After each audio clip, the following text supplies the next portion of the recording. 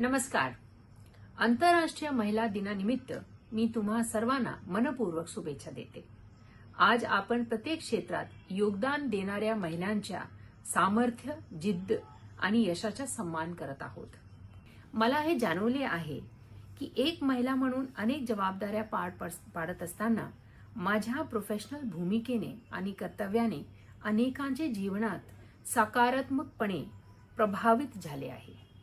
महाराष्ट्राची पहिली महिला मुख्य सचिव म्हणून माझ्या या भूमिकाचा मला आनंद वाटतो, परंतु यापेक्षाही जास्त कौतुक याचा वाटते की माझ्यामुळे अनेकांना प्रेरणा मिळाली आहे. आजचा दिवस केवळ उत्सवाचा नाही तर आत्मपरीक्षणाचा आणि कृतीचा देखील आहे. प्रत्येक मुलगी आणि महिलेने मुक्तपणे स्वप्न पाहता यावेत, तसेच निर्भयपणे ते पूर्ण करण्याचा संघर्ष करावे. अशी व्यवस्था आपण निर्माण करायला हवी.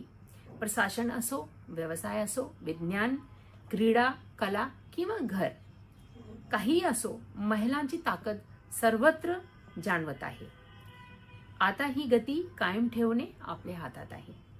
चला आपण एकत्र येऊन समतेची शपथ घेऊ, पुढच्या पिढीला सक्षम करू आणि महिलांसाठी समानतेला केवळ स्वप्न न ठेवता वास्तव्य करू. कारण जेव्हा महिला उन्नती करते तेव्हा संपूर्ण समाज प्रगती करतो. या महिला दिनानिमित्त सर्वांना पुन्हा एकदा माझ्या हार्दिक शुभेच्छा. नमस्कार. आंतरराष्ट्रीय महिला दिनानिमित्त मी तुम्हा सर्वांना मनपूर्वक शुभेच्छा देते. आज आपण प्रत्येक क्षेत्रात योगदान देणाऱ्या महिलांच्या सामर्थ्य, जिद्द आणि यशाचा सन्मान करत आहोत.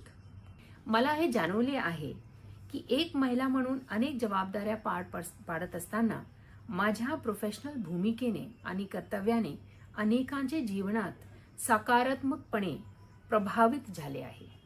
महाराष्ट्राची पहिली महिला मुख्य सचिव म्हणून माझ्या या भूमिकाचा मला आनंद वाटतो, परंतु यापेक्षाही जास्त कौतुक याचा वाटते की माझ्यामुळे अनेकांना प्रेरणा मिळाली आहे. आजचा दिवस केवळ उत्सवाचा नाही तर आत्मपरीक्षणाचा आणि कृतीचा देखील आहे. प्रत्येक मुलगी आणि महिलेने मुक्तपणे स्वप्न पाहता यावेत, तसेच निर्भयपणे ते पूर्ण करण्याचा संघर्ष करावे. अशी व्यवस्था आपण निर्माण करायला हवी.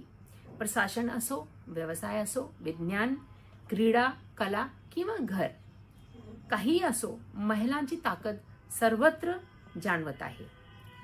आता ही गती कायम ठेवणे आपल्या हातात आहे. चला आपण एकत्र